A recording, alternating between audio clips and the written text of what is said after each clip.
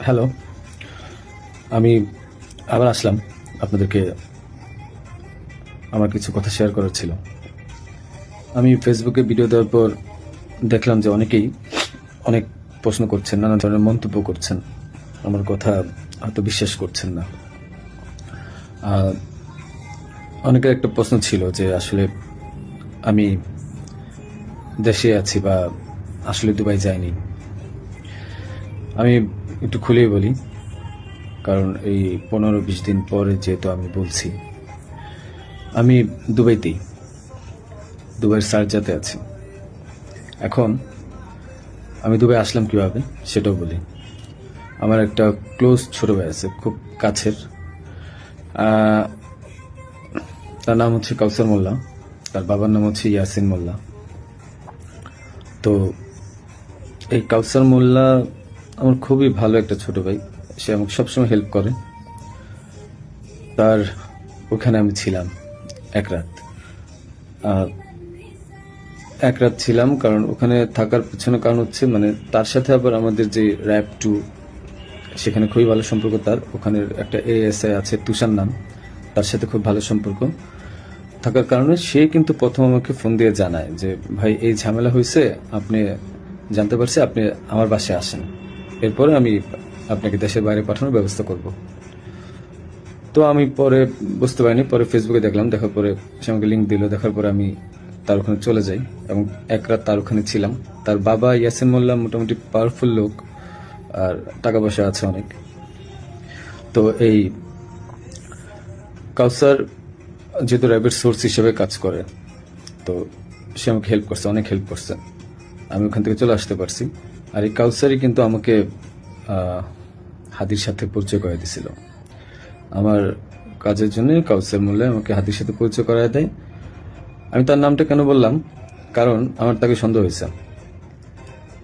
সে আমাকে দেশ থেকে করছে, সেভ করছে, সবকিছু করছে। যেহেতু কাজটা আমি করি নাই, সে জানতো যে আমি কখন হাদির কাছে যাই, কি করি না করি, সবই জানতো। কারণ আমার কাজের জন্য আমি যাচ্ছিলাম, এটা সে জানতো। যেহেতু সে আমাকে পরিচয় করেছে, তাকে আমি, সে নিজেকে এখন ওই নাহিদ সার্জিস, তারপর আপনার হাদি, এদের খুব ক্লোজ আমাকে বলছিল। সেই বিদায় আমি তাকে বারবার বলছিলাম যে আমাকে তাহলে একটু পরিচয় করায় দেন আমার কাজটার জন্য, আমার কাজটা তো এখন দরকার, কারণ আমার প্রতিষ্ঠানে কোনো কাজ নেই। তো সে আমাকে পরিচয় করে দেয়, কিন্তু যখন সে, আমি জানি না, ওখান থেকে চলে আসার পর, বিদায় নিয়ে চলে আসার পর হাতি গুলি খাইছে এবং সে আমাকে আশ্রয় দিছে এবং সে আমাকে সেফ এক্সিট করে দিছে। আর সে র্যাবের সোর্স হিসেবে কাজ করছে। যখন এগুলো আমি মিলাইলাম, তখন আমার কাছে মনে হলো যে সে অনেক কিছু জানে। তাই আমি তার কথাই বললাম যে আপনারা একটু, আমি বাংলাদেশের পুলিশ প্রশাসনকে বলবো যে আপনারা একটু কাউসার মোল্লা আর তার বাবা ইয়াসিন মোল্লা, এই দুজনকে একটু জিজ্ঞাসাবাদ করবেন যে আসলে মূল ঘটনা কোথায়, আমাকে কেন, আমার আমার মনে হচ্ছে তারা আমাকে ফাঁসাইছে। তো এটা গেল। তাদের সাথে জড়িত প্রাইভেট সোর্স হিসেবে সে কাজ করে, তাদের সাথে জড়িত র্যাব 2 এর তুষার নামে একজন এসআই আছে, আপনার তাকেও জিজ্ঞাসাবাদ করবেন। এখন আমি আরেকটা কথায় আসি। আপনারা বলছেন যে আমি কেন দেশ ছেড়ে চলে গেলাম। আরে ভাই, আমি তো মানুষ, আমি ব্যবসা করে খাওয়ার ছেলে। দিন শেষে দেখা যাবে যে আমি দেশে থাকবো, আপনারা আমাকে মব করবেন। তো যেহেতু মবের যুগ চলতেছে এখন, 5ই আগস্টের পর থেকে আপনারা মবের একটা যুগ নিয়ে আসছেন, তো আমি কিভাবে মানে দেশ না ছেড়ে আসি? আর আমাকে তো কালচারই বলছে যে আপনি দেশ ছেড়ে চলে যান, আপনি দেশে থাকলে অনেক ঝামেলা হবে। তো আমি দেশ ছেড়ে চলে আসছি। পরবর্তী জানতে পারছি এই কাউসার র্যাবের সবার সাথে ঘুরে ঘুরে মানে মোটামুটি র্যাবকে ব্যস্ত রাখছে এবং আমার ফ্যামিলিকে সেই মোটামুটি ইনফরমেশনগুলো দিচ্ছে। তো আমি বারবার বলছি যে আপনার কাউসারকে ধরেন। আমি শিওর এ আমাকে ফাঁসানোর পিছনে অনেক বড় হাত আছে এবং সে জানে যে কাজ কাদের। যেহেতু তার ব্যাকগ্রাউন্ড, আমার ছোট ভাই ভালো সম্পর্ক ছিল, তার ব্যাকগ্রাউন্ড কিন্তু ভালো ছিল না। একটা ভিডিও আমি শেয়ার করব, সে কিছুক্ষণ পরে তার হাতে আর্মস ছিল, এই ভিডিওটা আমি শেয়ার করব। এটা আমাকে একজন পাঠাইছে। ওকে, আচ্ছা, এখন আরেকটা প্রশ্ন আপনাদের উত্তর দিই। আমি প্রশ্নগুলো নোট করছি, একটু একটা মিনিট। আচ্ছা, আমার ব্যাংকের যে ট্রানজেকশন, হ্যাঁ, আমার ব্যাংকের যে ট্রানজেকশন, আমি বলি, আমি সরকারি কাজ যেহেতু করি, আমার ব্যাংকের ট্রানজেকশন প্রতি বছর যে টার্ন ওভার, এই প্রতিটা টার্ন ওভারের ভ্যাট ট্যাক্স দেওয়া। ভ্যাট ট্যাক্স দেওয়া আমি প্রুফ দেখাই আপনাদেরকে।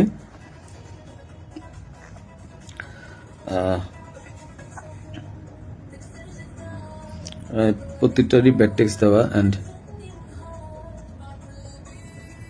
আমি ব্যবসা করি 2010 সাল থেকে।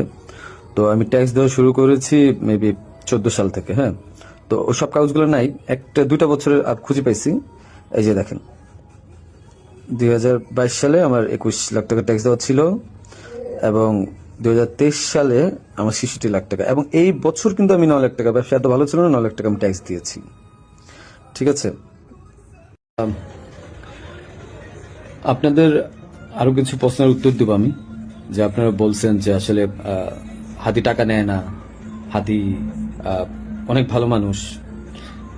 আমার যে 65 লাখ টাকা আপনারা বলছেন বাজেয়াপ্ত করবেন, এই 65 লাখ টাকা আমার দুইটা আইটি কোম্পানি থেকে আমাকে দেওয়া হয়েছে, এবং এটা পে অর্ডারের মাধ্যমে দেওয়া হয়েছে। আপনারা এগুলা আপনাদের যে সিআইডি আছে তাদেরকে বলেন খুঁজে বের করতে। এটা আমার কামাই করা টাকা, তাদের সাথে ব্যবসায়িক ডিল ছিল বিধায় এই টাকা তা আমাকে দিছে। আর এখন ওই টাকাটা আমি এফডিআর করে দিয়েছিলাম আমার বাবুর জন্য, আমার ওয়াইফের নামে। ওই টাকাটা আপনারা বাজেয়াপ্ত করতে যাচ্ছেন, করেন, সমস্যা নেই। হাদিকে আমি 5 লাখ টাকা দিয়েছি, তারপর মনে হচ্ছে হাদি যখন আমার কাছে টাকা চায়, ঠিক এই টাকার উপরে আমি 5 লাখ টাকা লোন নিয়েছি ব্যাংক থেকে। আমার কাছে যদি ভাই 127 কোটি 218 কোটি টাকা থাকতো, তাহলে আমি কি লোন নিতে যেতাম?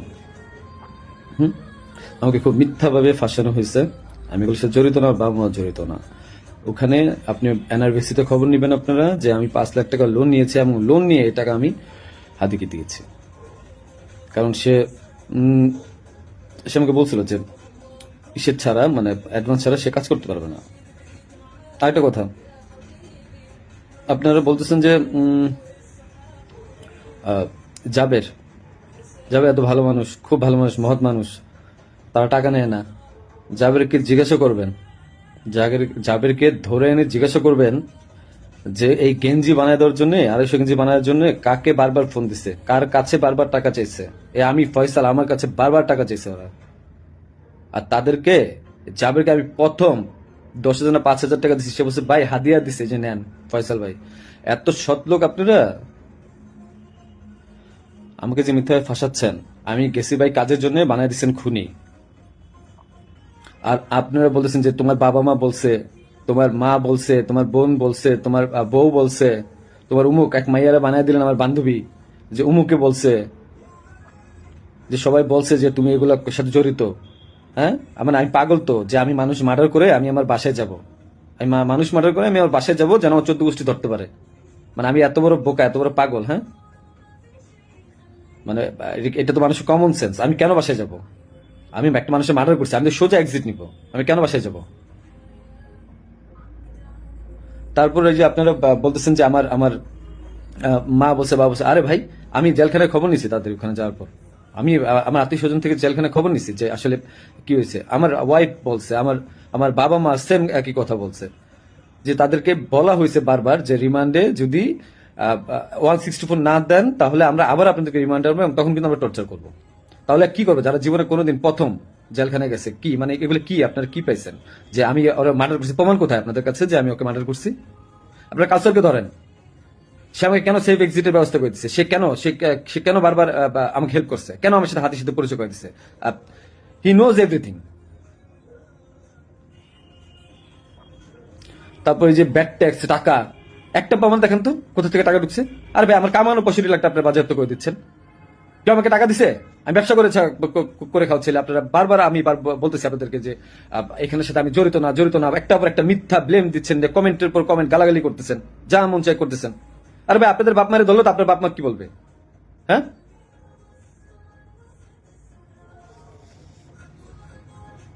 যে আপনাকে জিজ্ঞাসা করেন যে গেঞ্জি কার কাছ থেকে বাঁধিয়েছে, পতাকা কার কাছ থেকে বাঁধিয়ে চাইছে, জিজ্ঞাসা করেন। এই খুনির বিচার হবে। আমাকে ফাঁসানোর চেষ্টা করছেন, করেন, কি করবেন? শাস্তি দিবেন, দেন। আমার বাপ মাকে, তারা তো কিছু করে নাই। হ্যাঁ, পুলিশ সব জানে।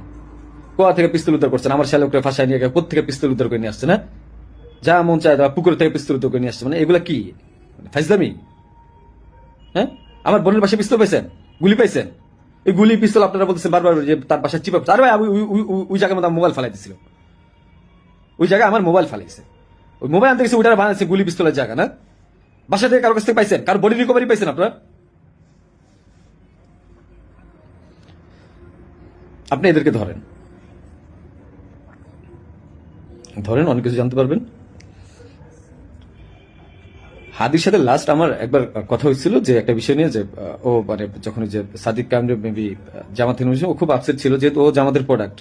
আমাকে বারবার বলতেছিল যে ভাই আমার খুব মনে হয় কষ্ট হয়ে যাবে।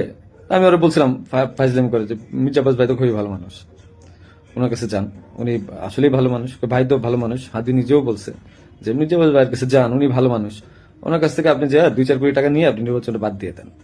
এটা আমি একবার ফাইজলাম করতে করতেই বলছি। তো বলছে ভালো, তো ভাই যদি টাকা দেয় তাহলে তার নির্বাচন করা লাগবে না। তো হাদির মুখে শোনা মির্জা আব্বাস ভাই ভালো লোক মানুষ, মির্জা আব্বাসের মতো লোক এই কাজ করতে পারে না, যারা করতে পারে তাদেরকে জিজ্ঞাসা করেন। ইসলামের একটা সীমা থাকা উচিত। জামাত শিবিরকে ধরেন,